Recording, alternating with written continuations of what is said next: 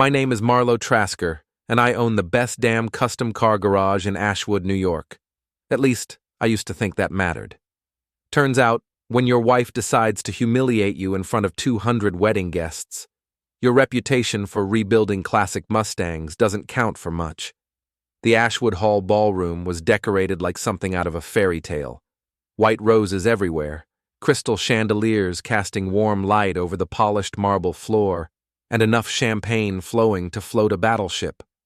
My daughter Darla's wedding to some college boy from Albany was supposed to be the social event of the year in our little post-industrial city.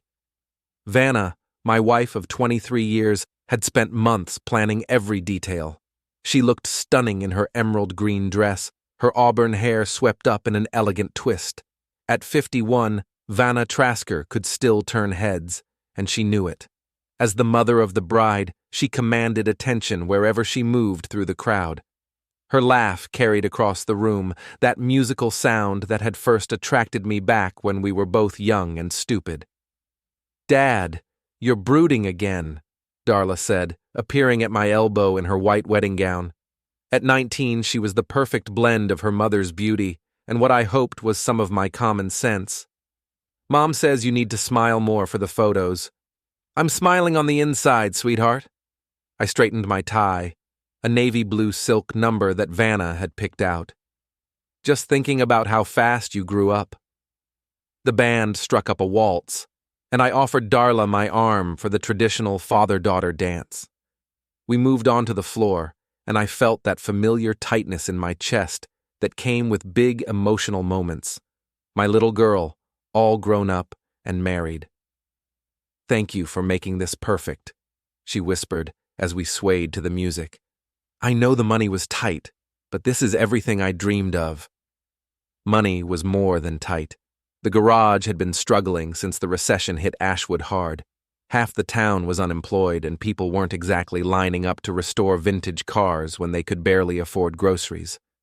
But Vanna had insisted on the full treatment for Darla's wedding, and I'd found ways to make it happen. Some creative bookkeeping, a second mortgage on the house, and a loan from my brother Rhett. The song ended, and I kissed Darla's forehead before the band announced the next dance would be for all married couples. I looked around for Vanna, expecting her to join me on the floor like we had at dozens of other weddings over the years. Instead, she walked to the microphone. "Excuse me, everyone." Vanna's voice carried clearly through the sound system. The crowd quieted, turning to face her with expectant smiles. "I know this is supposed to be Darla's special day, but I have something I need to say." A cold feeling settled in my stomach. Vanna's cheeks were flushed, and she had that particular gleam in her eyes that usually meant trouble. I'd seen it before, during her more ambitious moments at the bank, where she worked as a loan officer. "Marriage is about honesty," she continued, gripping the microphone stand. "About being true to your heart, even when it's difficult, even when it hurts." The ballroom had gone completely silent. Even the waiters stopped moving. "This dance," Vanna said, her voice stronger now, "is for the man I've secretly loved for 10 years. She stepped away from the microphone and walked directly past me. My mouth went dry as I watched her approach my younger brother Rhett, who was standing near the bar with a champagne flute frozen halfway to his lips. Rhett Trasker was everything I wasn't. 2 years younger, 6 inches taller, with the kind of easy charm that made people want to be around him. He'd been the golden boy in high school, the one who was supposed to make something of himself. Instead, he'd burned through 3 failed businesses and was currently between jobs, living in the apartment above my garage. Vanna took his hand and led him onto the dance floor. The crowd didn't know whether to applaud or gasp. A few people started clapping uncertainly, while others whispered behind their hands. I stood there like an idiot, watching my wife dance with my brother while our daughter's wedding reception turned into the scandal that would define Ashwood gossip for the next decade. "Marlow," a voice said beside me. I turned to see Vanna's father, Harold Rivington, his face pale as winter. "Did you tell her about the trust?" "The trust. Of course." Harold had set up a family trust years ago, naming Vanna as the primary beneficiary when he passed. It was worth close to $500,000, money that was supposed to secure our retirement. But there was a clause I'd discovered recently while helping Harold organize his papers. If Vanna divorced me, the money would revert to Harold's estate instead.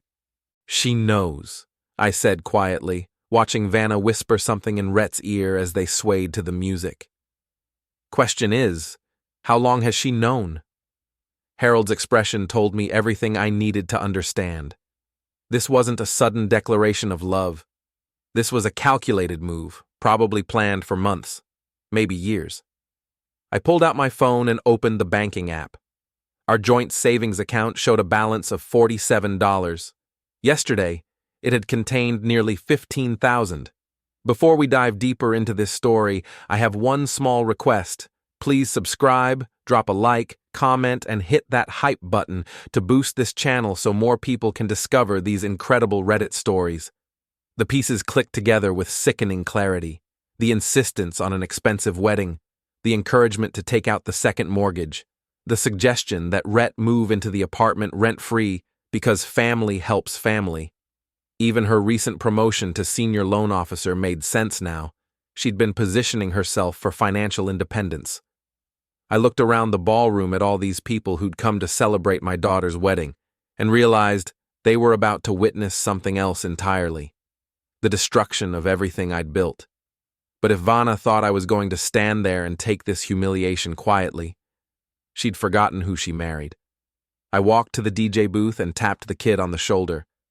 "Mind if I borrow your microphone?" Sure, Mr. Trasker." I took the wireless mic and stepped into the center of the dance floor. Vanna and Rhett stopped moving, and every eye in the room focused on me. "Thank you all for coming to celebrate Darla's wedding," I said, my voice carrying clearly through the sound system. "It's been quite an evening, full of surprises." Vanna's face had gone white. Rhett looked like he wanted to disappear into the floor. "You know, when I was a young man, I used to box at the Ashwood Athletic Club. My trainer, Marty Fenn, taught me something important. He said when someone sucker punches you, you've got two choices. You can go down, or you can hit back twice as hard." I looked directly at Vanna. I've never been much for staying down. I handed the microphone back to the DJ and walked toward the exit. Behind me, I could hear the crowd erupting in confused chatter, Darla calling my name, and Vanna's heels clicking rapidly across the marble floor as she tried to catch up. But I was already gone, stepping out into the cool October night air, my mind racing with possibilities. If my wife wanted to play games, I'd show her what a real game looked like. The war for my life had just begun, and I intended to win. I spent the night at Marty Fenn's boxing gym, sleeping on the couch in his office above the main floor.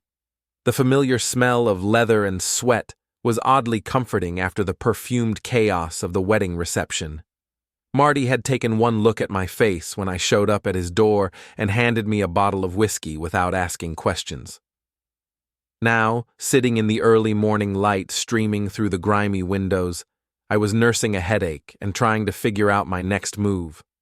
My phone had been buzzing constantly since I'd walked out of the reception. 17 missed calls from Vanna, 12 from Darla, and 3 from Rhett. I'd ignored them all. "You look like something the cat dragged in," Marty said, climbing the stairs with 2 cups of coffee. At 68, he was still built like the heavyweight he'd been in his youth, all shoulders and stubborn jaw. "Want to talk about it?" "My wife's been having an affair with my brother. She cleaned out our savings and announced it to 200 people at our daughter's wedding reception." I took the coffee gratefully. "Other than that, everything's peachy." Marty whistled low. "Vanna always did have brass. Remember when she convinced the city council to let her organize that charity auction? Raised 30 grand and somehow made herself look like a saint doing it. Yeah, well, turns out she's been organizing more than charity events." I pulled up the banking app on my phone and showed him the account balance. $47. That's what's left of 23 years of marriage. What are you going to do?" Before I could answer, my phone rang. Darla's name flashed on the screen. This time, I answered. "Dad? Where are you? Mom's been crying all night and Uncle Rhett locked himself in the apartment. Everyone's asking questions and I don't know what to tell them." "Tell them the truth, sweetheart. Your mother decided to make an announcement and now she's dealing with the consequences." "But Dad, this is crazy. Mom says it's all a misunderstanding, that she was just emotional and said something stupid. She wants to talk to you." I could hear Vanna in the background, her voice high and desperate. "Let me talk to him, Darla. Please, just let me explain." "There's nothing to explain," I said. "Your mother made her choice. Now she gets to live with it." "Daddy, please, can't we just fix this? Can't we go back to how things were?" The pain in my daughter's voice cut through me like a blade. This wasn't her fault. She shouldn't have to pay for her mother's betrayal. "I'm sorry, baby. I really am. But some things can't be fixed." I hung up and stared at the phone for a long moment. "You know," Marty said, settling into his desk chair, "when I was fighting professionally, I learned something about taking hits. The ones that really hurt aren't the ones you see coming. It's the sucker punches that drop you." "This feels like more than a sucker punch." "Maybe, but you're still standing, aren't you?" I thought about that as I drove home an hour later. My house sat on Elm Street, a tree-lined avenue that had seen better days. The Victorian homes had been beautiful once, back when Ashwood was a thriving manufacturing town. Now they were mostly divided into apartments or falling into disrepair. Mine was one of the few that remained a single-family home, painted yellow with white trim and a wraparound porch that Vanna had always loved. Her car was in the driveway, so was Rhett's beat-up pickup truck. I parked on the street and sat for a moment, looking at the house where I'd lived for 15 years, where I'd taught Darla to ride a bicycle in the driveway, where Vanna and I had hosted neighborhood barbecues, where we'd made love and fought and built what I'd thought was a life together. The front door opened before I reached the porch steps. Vanna appeared, still wearing the green dress from the reception, but now wrinkled and stained. Her makeup was smeared, and her hair hung loose around her shoulders. "Marlow, thank God you're home. We need to talk." "No, we don't." I pushed past her into the house. "We needed to talk about 10 years ago, apparently. Now it's a little late." The living room looked like a tornado had hit it. Tissues scattered across the coffee table, empty wine bottles on the side table, and Darla curled up on the couch in her pajamas, her eyes red from crying. "Dad," she started, but I held up a hand. "Where's your uncle?" "Upstairs," Vanna said quickly. "Marlow, please, just listen to me for 5 minutes. I can explain everything." "Can you explain why our savings account is empty?" Her face flushed. "I moved the money to a separate account. For safekeeping. I was going to tell you." "When? Before or after you announced your affair to the entire town?" "It's not an affair." The words came out sharp and desperate. "I mean, it's complicated. Rhett and I, we have feelings for each other, but we never acted on them. Not really.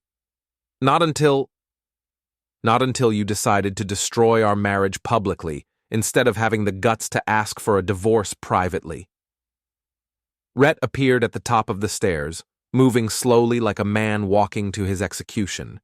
He'd changed into jeans and a t-shirt, but he still looked like he'd been hit by a truck. "Marlow," he said, his voice hoarse. "I'm sorry. I'm so damn sorry. This isn't how we wanted you to find out." "We?" I looked between them.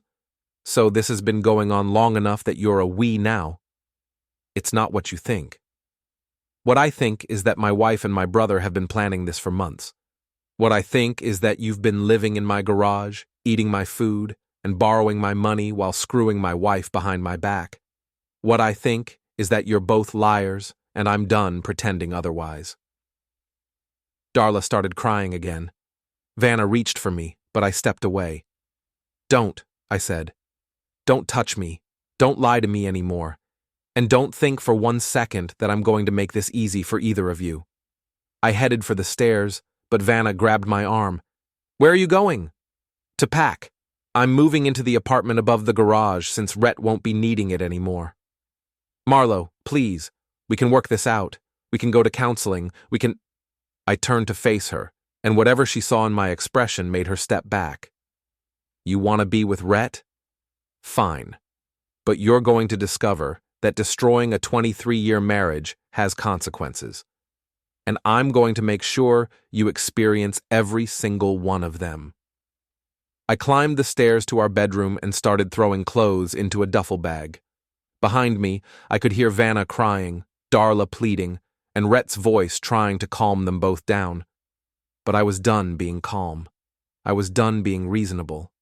I was done being the good guy who always tried to fix things. If they wanted to see what happened when you pushed Marlow Trasker too far, they were about to get an education.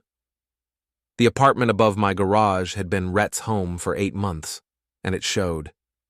Empty pizza boxes stacked on the counter, clothes scattered across the furniture, and a lingering smell of cheap cologne and disappointment.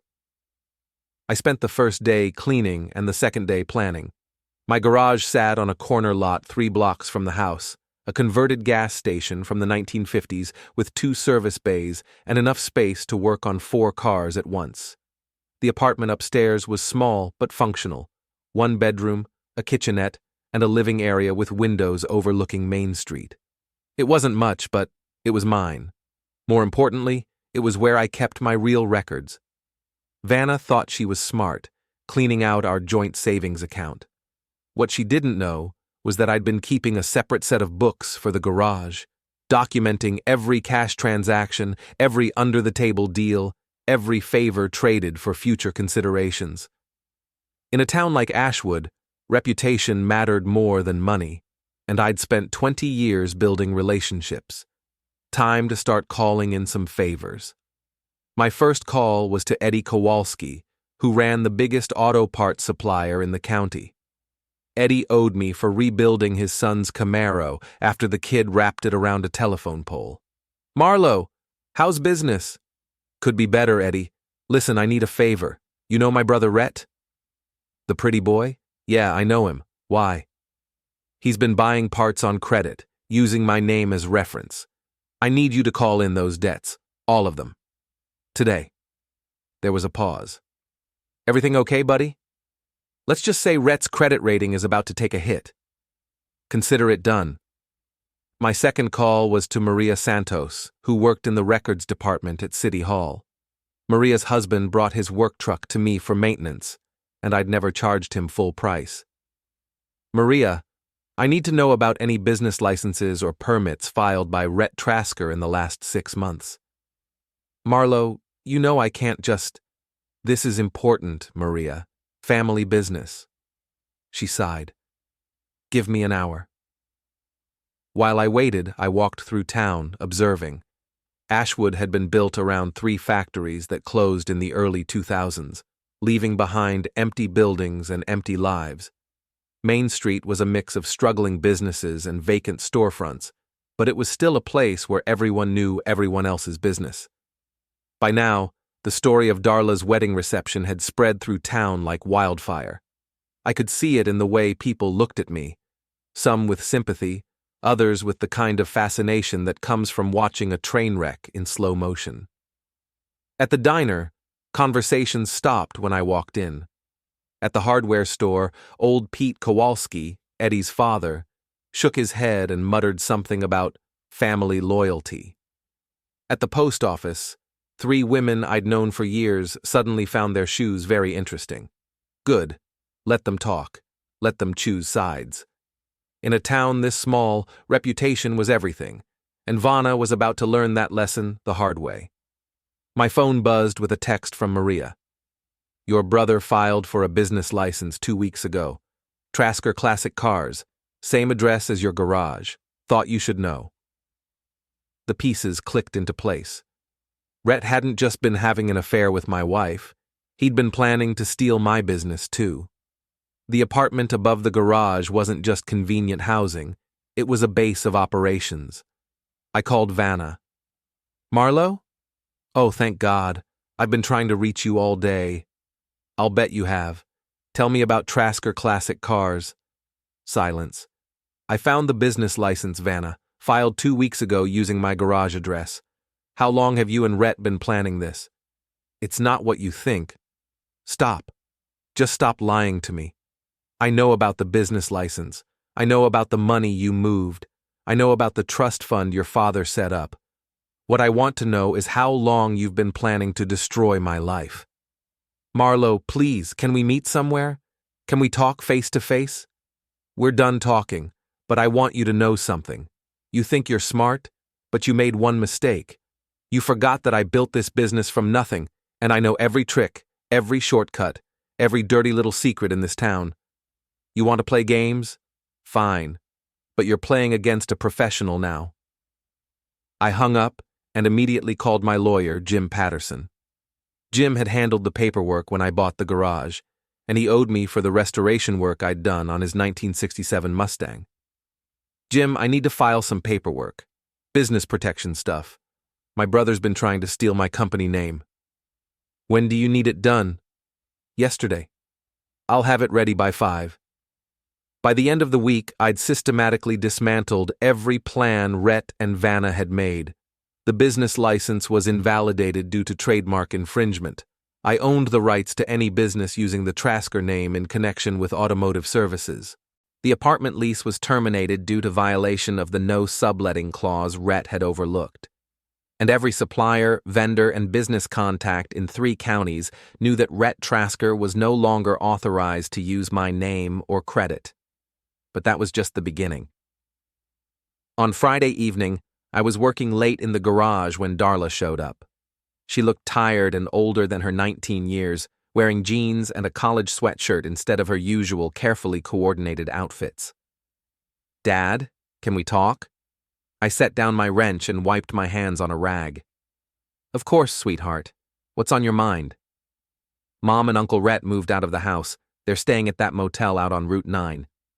That's their choice. Dad, this is getting crazy. Mom's been crying for days, and Uncle Rhett looks like he hasn't slept since the wedding. People at school are asking me questions, and I don't know what to tell them. I studied my daughter's face. She had Vanna's green eyes, but my stubborn chin. Right now, she looked confused and hurt, caught in the middle of a war she didn't understand. Tell them the truth. Your mother and uncle decided to have an affair, and now they're dealing with the consequences. But why can't you just forgive them? Why does it have to be like this? Because some things can't be forgiven, Darla. Some betrayals cut too deep. She was quiet for a long moment, then looked up at me with tears in her eyes. Are you going to forgive me? For what? For taking their side. For believing Mom when she said this was all a misunderstanding. For thinking you were being mean and unreasonable. I pulled her into a hug, feeling her shoulders shake as she cried. You don't have to take sides, baby. You're their family, and you're my family. That doesn't change. But I did take their side. I said things about you that weren't fair. I believed them when they said you were overreacting. What changed your mind? She pulled back and wiped her eyes. I found something. In Mom's purse. She left it at the house when they moved out. Darla reached into her backpack and pulled out a small notebook. The cover was worn leather, and the pages were filled with Vanna's neat handwriting. It's like a diary, but not really. It's more like a plan. About you, about the business, about Uncle Rhett. Dad, they've been planning this for over a year. I took the notebook and flipped through it. Page after page of calculations, timelines, and strategies. Bank account numbers, business projections, even a list of my regular customers and their contact information. The last entry was dated 3 days before Darla's wedding. M will be devastated, but he'll get over it. He always does. By Christmas, this will all be settled and we can start fresh. I closed the notebook and looked at my daughter. Are you sure you want to give this to me? Once I read it, there's no going back. No more chances for reconciliation. I already read it, Dad. All of it. And I'm sorry. I'm so sorry for not believing you. I hugged her again, and this time I was the one fighting back tears. It's okay, sweetheart. You couldn't have known. But as I held my daughter and felt the weight of Vanna's notebook in my hand, I knew that the war I'd started was about to escalate, because now I had ammunition and I intended to use every page of it. The gloves were coming off, and Ashwood was about to see exactly what happened when you tried to destroy Marlow Trasker. Reading Vanna's notebook was like watching a masterclass in betrayal. She'd documented everything: my work schedule, my customer relationships, even my emotional reactions to various situations. There were pages of analysis about my predictable patterns and conflict avoidance tendencies, but the most damaging section dealt with the financial planning. Vanna had calculated exactly how much money she could extract from our joint accounts, our home equity, and my business before I noticed. She'd researched divorce law, property division, and even the specific clauses in her father's trust fund. The final pages contained what she called contingency plans.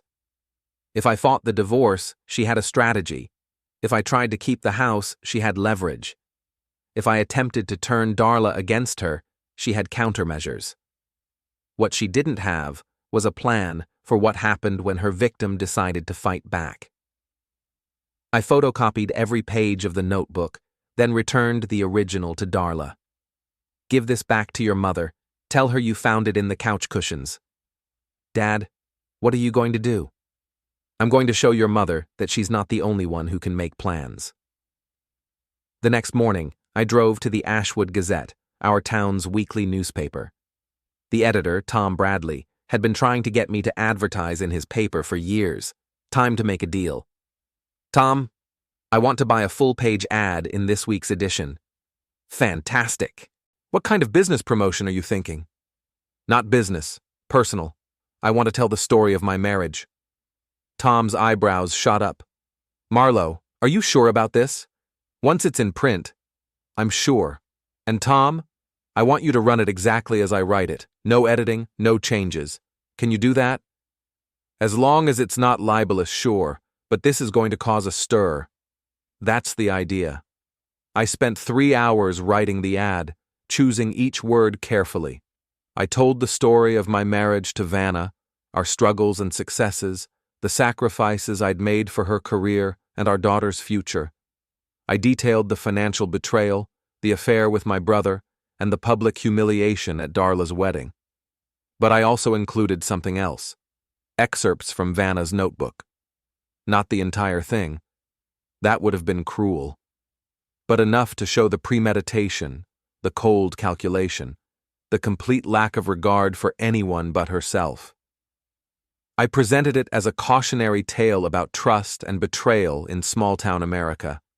The ad ran on Wednesday. By Thursday morning, my phone was ringing constantly. Marlow, this is crazy, Marty said when he called. Half the town's talking about it. The other half is driving by your garage just to get a look at you. Good, let them look. Vanna's been calling everyone she knows, trying to do damage control. She's saying you made the whole thing up. Hard to make up someone's own handwriting. She's also saying you stole the notebook. Darla found it in the house and gave it to me. Last I checked, that wasn't theft. But Vanna wasn't done fighting. On Friday, she showed up at the garage with a man I didn't recognize, expensive suit, briefcase, the kind of confident swagger that screamed big city lawyer. Marlow Trasker? The man extended his hand. I'm Richard Caldwell, Mrs. Trasker's attorney. We need to discuss your recent publication in the local newspaper. I didn't shake his hand. Nothing to discuss. Everything I printed was true. Nevertheless, you've violated my client's privacy and caused significant damage to her reputation. We're prepared to file suit for defamation and intentional infliction of emotional distress. Go ahead. I've got documentation for every claim I made, plus about 50 witnesses to the wedding reception incident. Vanna stepped forward.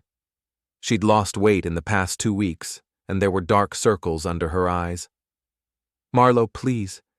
This has gone far enough. Can't we settle this privately? You should have thought about privacy before you decided to announce your affair at our daughter's wedding. It wasn't an affair, not then. Rhett and I had feelings for each other, but we never acted on them until after… After what? After you cleaned out our bank account? After you helped him file papers to steal my business? After you spent a year planning how to destroy my life? The lawyer cleared his throat. Mr. Trasker, my client is prepared to make a generous settlement offer. I don't want your money, I want justice. What does that mean, exactly? I looked at Vanna, seeing past the tears and the designer clothes to the cold calculation underneath. It means your client is going to learn that actions have consequences, and some lessons can't be bought off. They left without another word, but I knew this wasn't over. Vanna was desperate now, and desperate people made mistakes. I didn't have to wait long. On Saturday evening, I was closing up the garage when I heard voices outside. Through the window, I saw Rhett talking to two men I recognized as local contractors. They were looking at the building and pointing at various structural elements. I stepped outside. "Evening, gentlemen. Something I can help you with?" The contractors looked embarrassed, but Rhett straightened his shoulders and faced me. "Just getting some estimates, Marlow, for renovations." "Renovations to my building?" "Actually," one of the contractors said uncomfortably, "Mr. Trasker here says he's buying the place. Wanted to know about converting it to a showroom." I smiled, but it wasn't a pleasant expression. "Is that right? And where exactly are you planning to get the money for this purchase, Rhett?" "That's between me and the current owner." "I am the current owner." The contractors exchanged glances and started backing toward their truck. "Maybe we should come back another time," one of them muttered. After they left, Rhett and I stood facing each other in the empty parking lot. He looked different than he had 2 weeks ago. Thinner, more desperate, with the kind of hunted expression that came from having your world collapse around you. "You can't keep this up forever, Marlow." "Keep what up?" "This vendetta. This campaign to destroy everyone who ever cared about you." "Cared about me?" I laughed, but there was no humor in it. "You cared about me so much that you decided to steal my wife and my business. That's a funny way of showing affection. It wasn't supposed to happen like this. Vanna and I, we tried to fight it, but what? But you decided my feelings didn't matter? But you figured I'd just roll over and accept it? We thought you'd understand. Eventually. We thought you'd want us to be happy." I stared at him for a long moment, this man who shared my genes and my childhood, but apparently none of my values. "You know what, Rhett? You're right about one thing. I can't keep this up forever. But I don't have to, because you and Vanna are doing most of the work for me." "What do you mean?" "I mean, you're broke, unemployed, and living in a motel with a woman who's about to lose her job at the bank. I mean, you've got no credit, no references, and no prospects. I mean, you've burned every bridge in this town, and there's nowhere left to run." His face went pale. "Vanna's not losing her job." Check again. Turns out banks don't like employees who use inside information to manipulate loan applications, especially when those employees get caught. "You bastard. You turned her in." "I didn't have to. Someone at the bank read my newspaper ad and started asking questions about the timing of our home equity loan. Funny how these things work out." Rhett took a step toward me, his hands clenched into fists. For a moment, I thought he might actually try to hit me. I almost hoped he would. It had been a long time since I'd had a good reason to use the boxing skills Marty had taught me. But he stopped himself, breathing hard. "This isn't over, Marlow." "Yes, it is. You just don't know it yet." He walked away, shoulders slumped, looking like a man who'd finally realized he was in a fight he couldn't win. I watched him go, feeling something that might have been satisfaction, but underneath it was a hollowness I hadn't expected. This was my brother, the kid I'd protected from bullies and taught to throw a curveball. Now he was just another casualty in a war that nobody really won. But I'd started this fight, and I was going to finish it. Because in the end, some betrayals were unforgivable, and some lessons had to be learned the hard way, even if it destroyed us all. The end came on a Tuesday morning in November, exactly 6 weeks after Darla's wedding. I was working on a 1969 Chevelle when Marty walked into the garage with a newspaper in his hand and a grim expression on his face. "You need to see this," he said, spreading the Ashwood Gazette across my workbench. The headline read, "Local bank, employee arrested for embezzlement." Below it was a photo of Vanna being led away in handcuffs, her face hidden behind her hair. I read the article twice, my hands growing steadier with each paragraph. According to the report, Vanna had been systematically manipulating loan applications for over 2 years, approving high-risk mortgages in exchange for cash payments. The investigation had started after anonymous tips led auditors to examine her recent cases. The estimated total of her embezzlement was over $200,000. "Did you know about this?" Marty asked quietly. I knew she was dirty.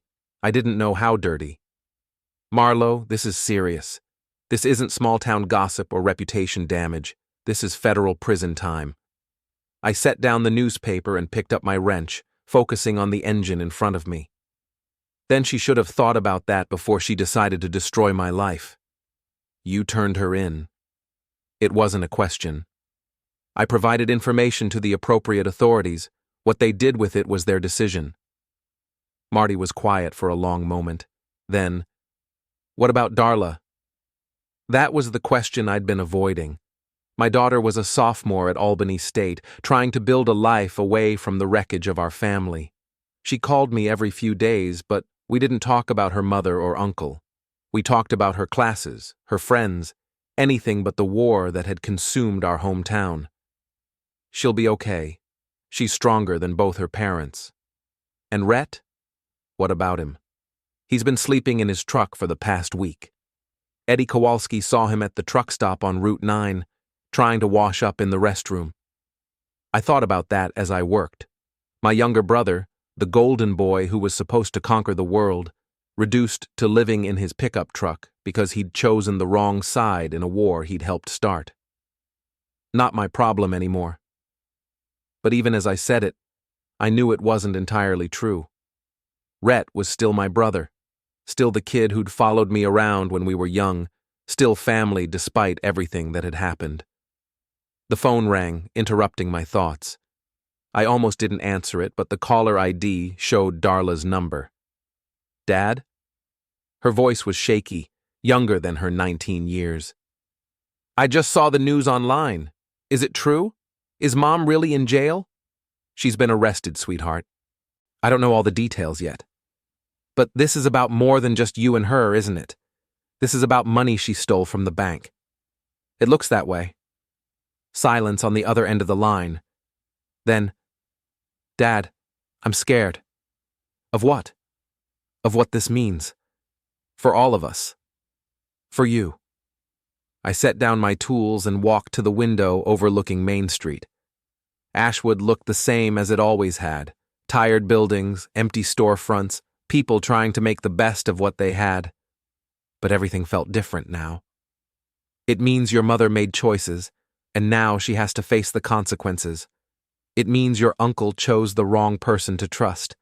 And it means you and I are going to be okay, because we didn't do anything wrong. But everyone's going to think what they want to think. That's not something we can control." After I hung up, I stood at the window for a long time, watching the town where I'd lived my entire adult life. In 6 weeks, I'd gone from being a respected businessman with a stable marriage to being the man who'd destroyed his own family in pursuit of revenge. The question was, had it been worth it? That evening, I drove to the truck stop where Marty had seen Rhett. I found him sitting in the cab of his pickup, staring at nothing. He looked like he'd aged 10 years in 6 weeks, unshaven, hollow-eyed, wearing the same clothes I'd seen him in days earlier.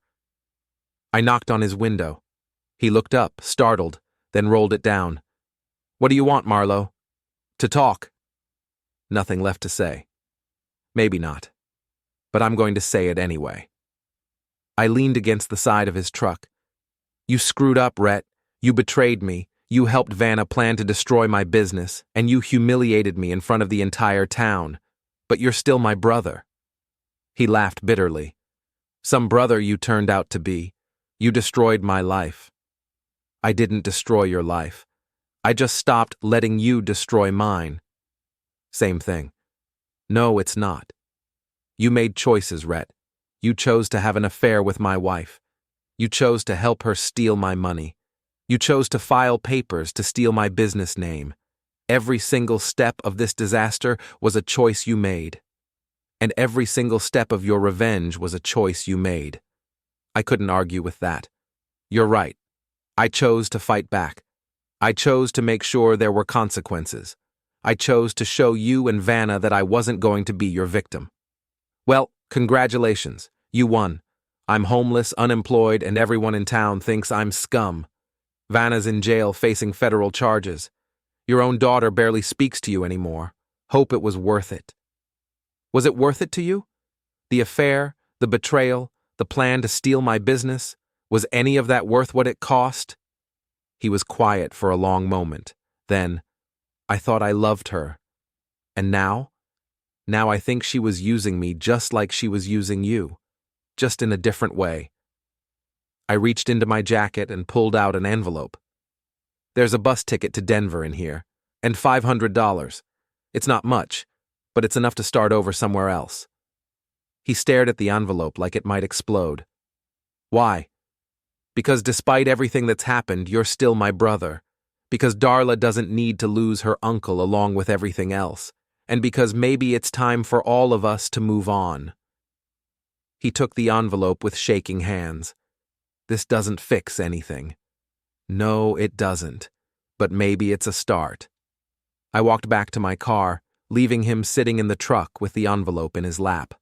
I didn't know if he'd use the ticket or throw it away.